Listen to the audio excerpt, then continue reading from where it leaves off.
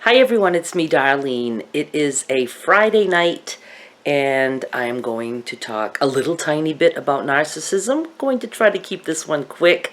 I know I always say that. I just need practice. Practice makes progress. I know my last video was very dark, but surprisingly enough, some of you liked that, but I do have a little light on. I don't know why I didn't think of that light. I'm just not like a ceiling light kind of person, and this particular room that I'm in does not have any lamps other than a little tiny lamp on a dresser that's over there that you can't see. And I have a light behind me that I could put on, but it's in the ceiling. I don't like that. So I think this will be all right. If you guys could put up with that super dark video, then you should be able to be okay with this one. I just want to read a little bit more about narcissistic characteristics, and I am going to start talking about some other subjects too, not just narcissism, but I want to just continue on that for a little bit. Okay, why am I having trouble on my iPad? I have to tell you though that I already feel so different just having talked about this a little bit. And I was with Sandy today and I was telling her how it's amazing how just being able to get things out helps the healing process. You know, it's funny that when I found out my mother was narcissistic and I suddenly realized that I was believing that my whole life was my fault the way it was going, and when I realized it wasn't, I was so mad at her and I just didn't think I would ever get past that.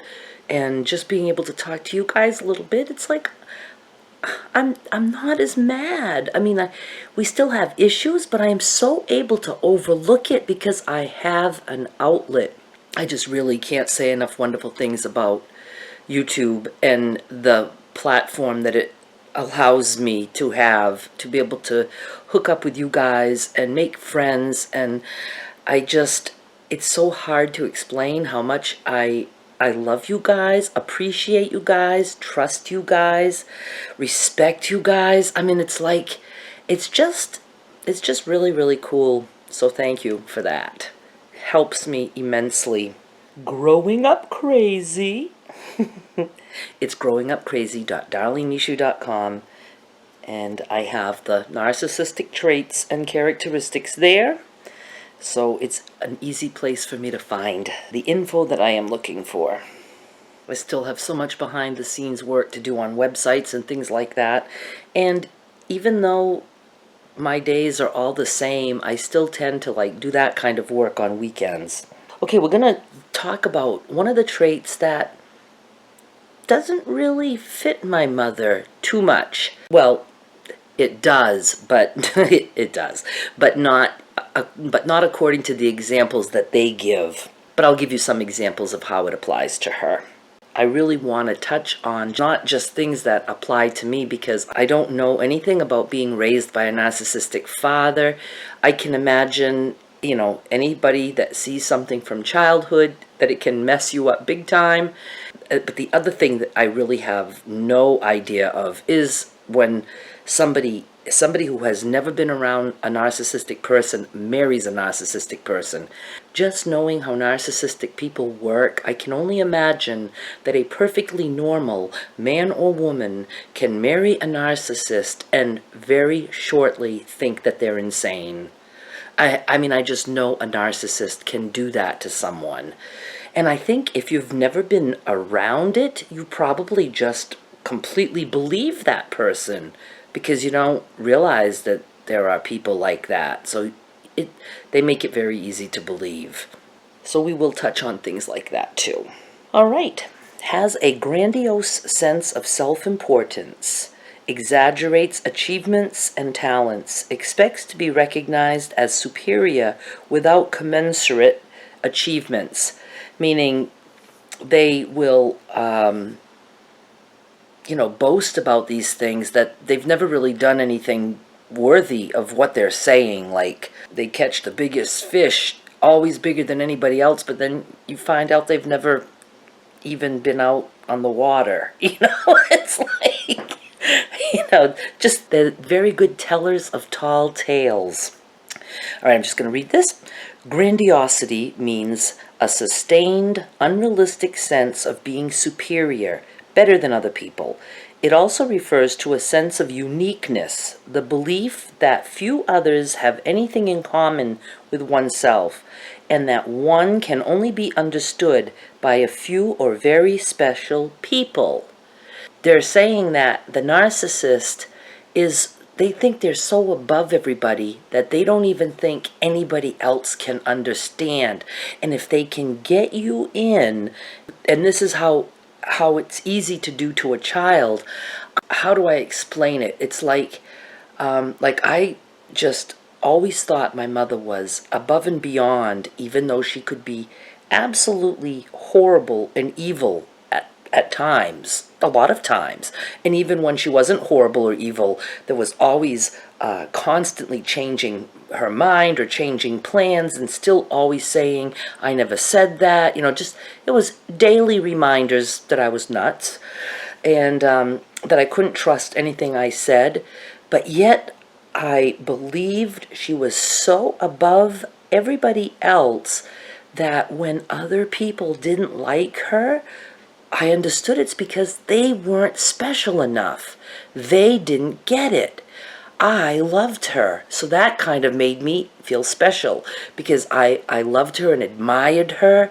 You know, she was able to get me to love this image that she was so much that I was absolutely okay with dismissing all that rotten crap because she just was so different and unique, and I was willing to let all that other stuff be part of my life just so I could have this special magical mother. And I actually used to think she was like not magical like a witch, but I really felt that she just knew things that others didn't know and could sense things, see things. She could see the devil standing next to me. I didn't know anybody else who could see that, you know? So it was, that was magical to me. Not in a good way. All right, so here's an example of like what a narcissist would say about themselves. I have always believed I was destined to do or be something great, known, loved, or admired by all, not that I took any steps to ensure that I actually did anything worthy. I handpicked friends who support my own ideal of myself. And they do. They know how to pick the people who will support them and make them feel the way they want to feel. And then they know that they've got that person and they're not going to let that person go because that person supplies the narcissistic supply that they need. And this one says, my best friend in high school was another guy who, like me, knew we were better than everyone else. Gods among men. I surrounded myself with women I knew were attracted to me, even if I wasn't attracted to them, just to show how desirable I was. Okay, a man with a narcissistic partner says, my ex-wife Sarah believed herself to be above everyone in Chicago after living in the suburbs of Illinois. When I met her, she told me she had been the creative director at a big advertising agency, her children had attended Ivy League universities, and she had jet-setted with celebrities. She said she was superior in her breeding, background, and culture. After a few months, I found out she had only been an assistant production intern and had heavily used cocaine and amphetamines. Hard to say. Before she met me, she had been a stay-at-home mom for 15 years while married to an abusive husband. And for the 10 years before I met her, she had taught high school. She was born to an abusive mother who hit her frequently when she was a child. But yet that woman had all kinds of different stories when he first met her. I watch a YouTuber, and I can't remember if this is one of the ones that one of the Peanut Gallery members pointed out to me. I watch many, many YouTubers who talk about narcissism. But for those of you who are interested in learning more about a narcissistic relationship, man-woman or woman-woman, man-man, just, you know, a partnership, not a parent-child, I will link down below to a YouTuber that, I can't remember which one it is right now, I'll have to look her up, but she has been through, I believe, 2 narcissistic relationships, and so she talks a lot about that, Oh, and you know, and she talks about signs to look for. It was very interesting. You know, she like practically puts a guy through an interview on the first date, and she knows red flag signs that if, you know, like they don't reply in the way she expects them to or whatever, she's like out of there. Okay, so as for the grandiose and for like my mother, I've known people, friends or just acquaintances who talk big like that they have a career that they never had, or, you know, it's just, even guys that I've dated, it's like, it almost sounds far-fetched, and it doesn't take too much digging to find out that this is complete bullshit. You know, it's like he didn't do any of those things. So with my mother, she didn't make up careers. I don't think it was really easy for her to do something like that because she stayed at home and raised the kids. So obviously everybody knew her situation. She's not going to be able to lie to the people she was with because they knew if it was true or not. But had she been like a single woman and moved away somewhere where people didn't know her, she probably would have made things up. I don't know. But she was grandiose with the few little things that she did do outside of the home where we weren't right there to be able to witness it. For instance, my mother's only worked a few times in her life. I know she worked at like a shoe shop for a very short time, and that, for whatever reason, didn't work out. But she did work for a time at the school system, at the cafeteria at the Sanford High School, way back. This is when, I don't know, I don't think I was born yet.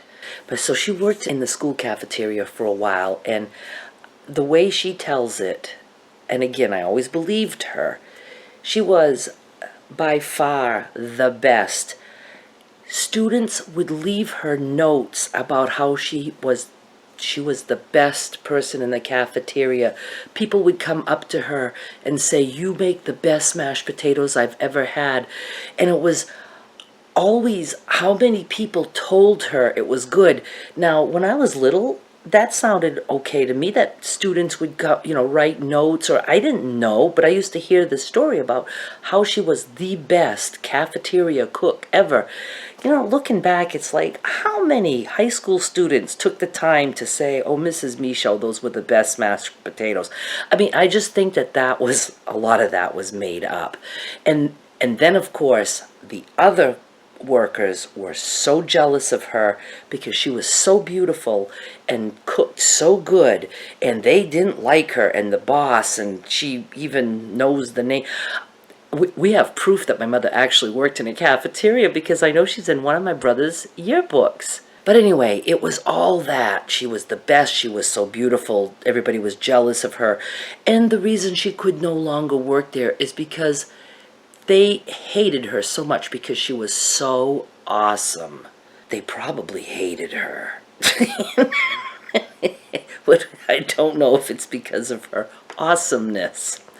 So while I was young, I do remember that my mother went and got a job it lasted 4 hours. She went to, it was a plant called Sprague Electric, and just, you know, pellets and things, and it's piecework. And I remember being devastated that she was going to be going to work, and it was going to be third shift. I couldn't believe my mother wasn't going to be here at night with me. I'm going to say I was probably like 6 or 7 years old. And when I woke up that morning, she was in bed, and I was surprised. So she had come home. She only worked 4 hours, and during lunch break she came home because, I mean, she just was so above and beyond what they were doing there that she could not be brought to that level to do this kind of work. But all she said was how the boss raved about her. "Please don't leave, Mrs. Michaud. We'll find a better position for you. You're the best worker we ever had here." And again, I was little, so that sounded true to me. You know, I didn't know how people talked in this world. But when I look back, it's like they knew you for 4 hours. and they invested enough time into knowing that you were the best worker they ever had. So, it's just things like that. So she was grandiose in that way. The little things that she did were highly exaggerated. And she always was the best cook, the best cleaner, the best everything. I mean, it was grandiose in that.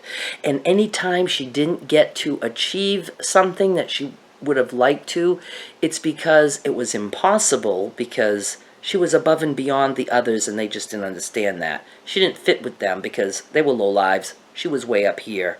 So she couldn't have that job, or she couldn't associate with those friends, or belong to this club. She just didn't fit in those, and it was never because there might have been something socially wrong with her, that it was always the other's fault. Okay, this has already gone on way too long, so I'm just going to say bye, and please leave comments if any of this relates to you. I love the comments that you guys leave, and I have been asked, how do you create an anonymous channel so that you can comment without anybody knowing who you are, because I know that does, bother some people. They don't want to be known, and I will try to do a video on that if I can figure it out. I've done it. I have other channels, but I don't know. I can't remember right now how complicated it is. I don't think it's complicated, so if I can figure out how to show you guys, I will, if that's something that you would like. I will be back with more soon. I really want to try to do this at least 3 or 4 times a week, at least. I hope you stick around, and I hope it helps, and just talk about it down in the comments. Thanks. Bye.